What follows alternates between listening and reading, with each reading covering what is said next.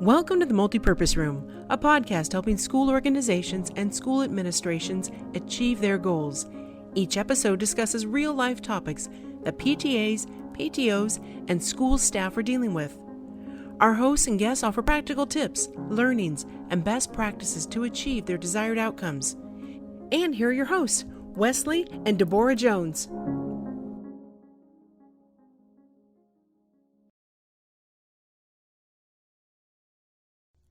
So Wes, I recently attended an ideas exchange put on by the California PTA. And at the outset, the ideas exchange was actually about membership, which was really interesting. And we'll talk about that in a future episode. But at the outset, the staff was talking about the questions that they've recently received and a lot of angst around PTA in a pandemic. Why bother? I mean, should the PTA even exist when schools are virtual and they can't really build that community? On the other side, the staff member said, it's a pandemic. The PTA really needs to lean in. We need our PTA more than ever. So I thought we could have a discussion around that. And just thinking back to when you were a kid, put yourself in your 8-year-old shoes or your 10-year-old shoes. Okay. What was the PTA to you as a kid? What I remember the most about the PTA is fun runs, actually. That and fundraising. What about you? I remember our school field day. I remember very vividly my first field day, and I was on the yellow team, and neon was really in style at the time in the 80s. And so I had this neon yellow shirt and these neon yellow socks up to my knees, and I'm sure I was no good at any of the athletic events, but it was a lot of fun, and I just have these vivid memories and frankly a lot of pictures from that day. Yeah, I think that's what the PTA can inject in a school is good activity and things that kids can enjoy at the school. Those are all in person. So on the one hand, I get why people are asking that question. Do you remember any virtual events that the PTA did when you were a kid? No, but virtual didn't really exist when I was a kid either, so. That's fair. What about as a parent? So you're a parent of 2 girls. What does the PTA mean to you as a parent? What it means to me is the medium. What do you mean by that? They're in between the student themselves and the school leader. And what we're doing is we're kind of giving, as being a participant in PTA, we're kind of giving them perspective of what our child is going through. And I think the more parents that participate in the PTA can give school leaders more perspective of what all students are going through. So you've participated in the PTA for, 5 or 6 years, is that right? Yeah, somewhere around there. And has it all been in person or have there been virtual exchanges? Now there's a lot more virtual exchanges. The majority of what I've attended before was in person, Friday meetings or whatever day it was in the multi-purpose room. I think that one of the reasons a lot of this stuff was in person is because that was our primary way of interacting in a school environment, right? Yeah, I think that everything kind of centers around the school. And even with the PTA members or meetings, everything was about being kind of in that space and helping that space out. Yeah, and the brick and mortar itself. And I don't know that there was really a lot of virtual opportunities in the school generally. There's a computer lab in most schools I've been in, but other than that, it was all centered around the brick and mortar. So it makes sense that the PTA was as well. And I think that's more or less it's an opportunity. As we get more into a virtual world, as computers and technology and internet becomes more important, I think it's a good place for PTA to jump in and have their meetings online and be able to start going towards a more online presence. But just being the devil's advocate for a minute, if all the PTA centered around these in-person events and creating this cohesive culture and being that go-between the brick and mortar and the student, why not put things on pause while we're in a virtual or a hybrid environment? Well, I mean, 1, learning never stops. And 2, the way I always look at it is kind of a perspective, almost like business, right? Just because something happens, like a pandemic, doesn't mean you have to stop. I think more than anything, they should be looking at where the opportunity lies and try to go there. Yeah, I totally agree. I actually think that there's a lot of innovation and positive change that can come out of something like this. The way that this has happened is not ideal, but if we look at silver linings, there are a lot of opportunities to change the educational system at all levels and a lot of great opportunities for the PTA to lean in. I mean, if you think about it, there is going to be that gap of the school culture now that we're virtual or hybrid. Who better to lean in right there than the PTA? Absolutely. And I'm curious, when you attended this virtual PTA meeting, Did they have any specific tips that they were giving to PTA parents to kind of dig in more? It was all about membership and membership drives. And so the virtual element was secondary to the membership drive element. But interestingly enough, I would say 95% of the suggestions that had worked previously for increasing membership would translate just as well in the virtual world. I think there was only one that involved like an in-person event.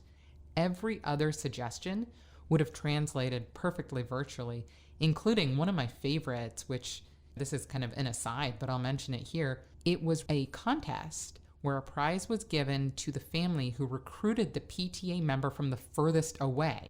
Because you don't need to be connected with the school, with a child in the school to be a PTA member. It can be anybody. Cool.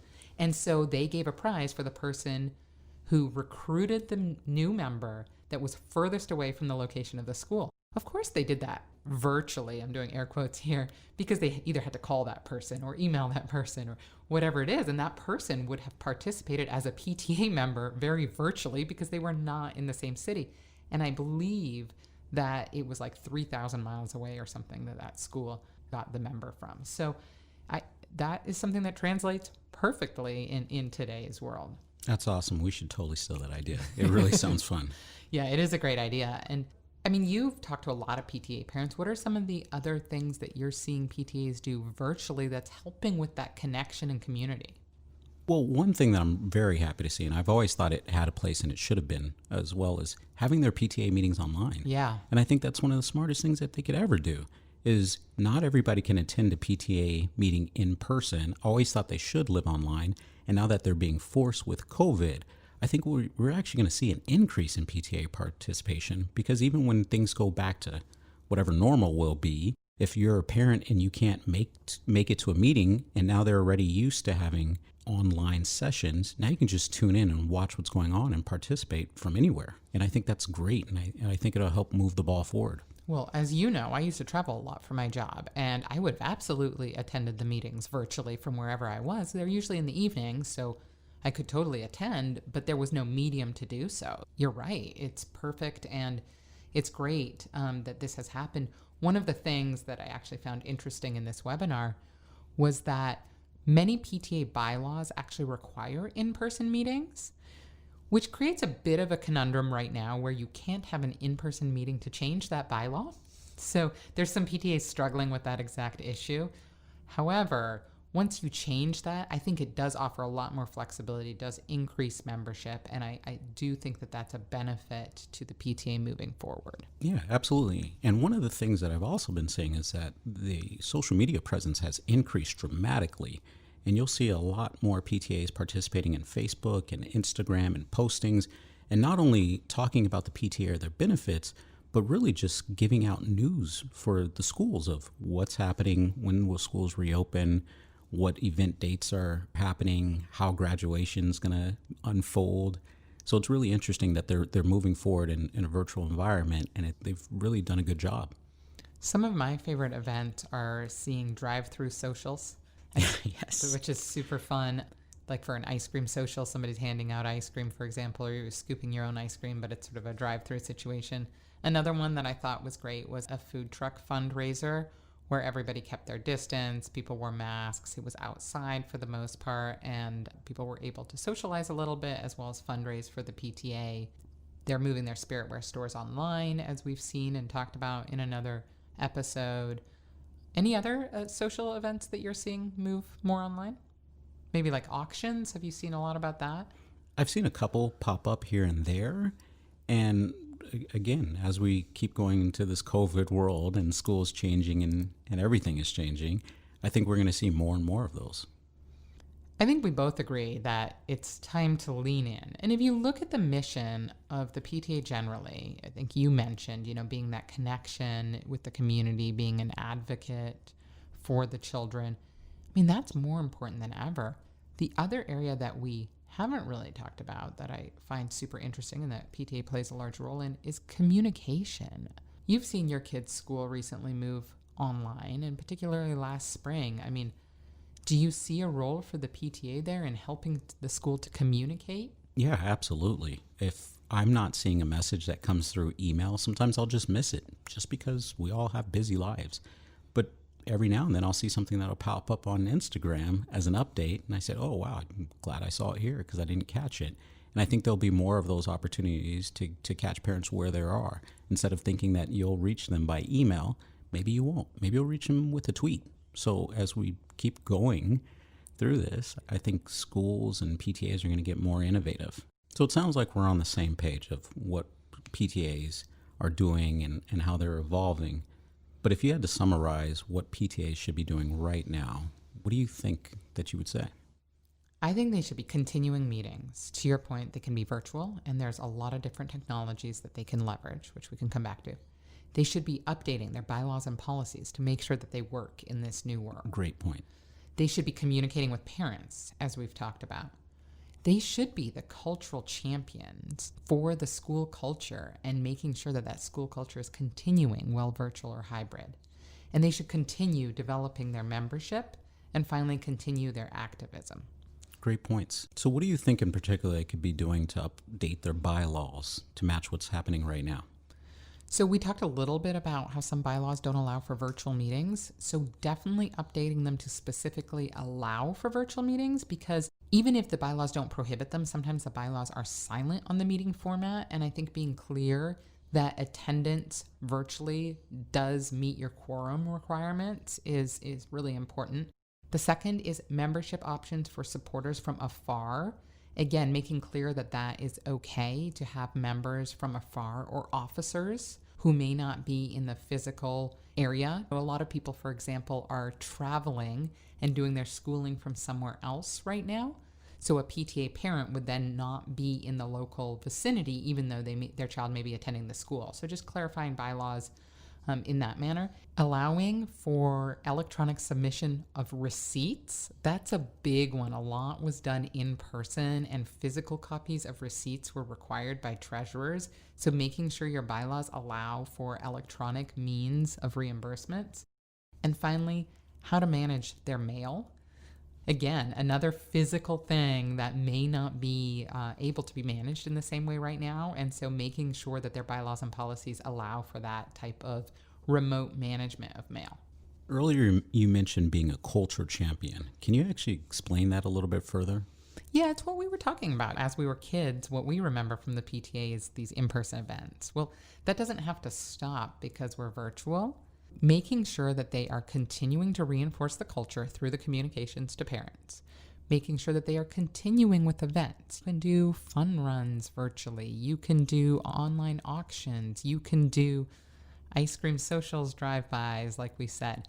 You can do Spirit Wear Fridays to make sure that the community, the school community, is still feeling like a community, even though everybody's online. I think the PTA can really do a lot there, and they can have a lot of fun with it. Social media becomes a big part of this, but having contests on social media, making sure that there is still that interaction and that sense of community. Those are all great points. Wes, you're more technology savvy than I am, so I'll ask you this question.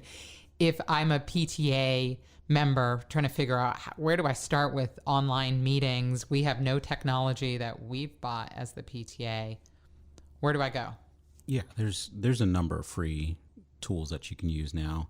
GoToMeeting, Zoom, Slack, GroupMe. I mean, even Facebook Messenger is a great way to host meetings and pass information, as well as Google Hangouts. So it could be as simple as using tools that you're already using at home. Google Hangouts is one that I've been using a lot recently, and I was surprised at how easy it is. And it's absolutely no cost. And you can definitely do meetings that way. So a lot of great technology evolution in the last several months that PTAs can take advantage of. For those PTA leaders who are sitting there maybe wondering, why bother? I mean, what would be your words to them? I would say dig in. Education doesn't stop just because there's a pandemic. The show must go on, as they say in Hollywood, right? So the same thing with schools. If there's new tools or if there's new technology or if there's a pandemic that's in the way, we can't stop. We have to keep going. I would agree. I would say as a parent, we need you, we appreciate you, and keep doing what you're doing because it means a lot. The communications mean a lot. The virtual events connection means a lot, and we appreciate you. Thank you, PTAs. This show has been brought to you by K-12 Clothing. K-12 Clothing is a PTA dad-created business focused on providing high-quality school apparel while increasing access to educational resources through fundraising in schools. Learn more at k12clothing.com. Make sure to visit our website at themultipurposeroom.school to subscribe to this show. If you like the topics on this show, we share additional resources on our company blog at k12clothing.com and click on blog. Thanks to Squad Locker for making this show possible, and we'll see you next week in the Multipurpose Room.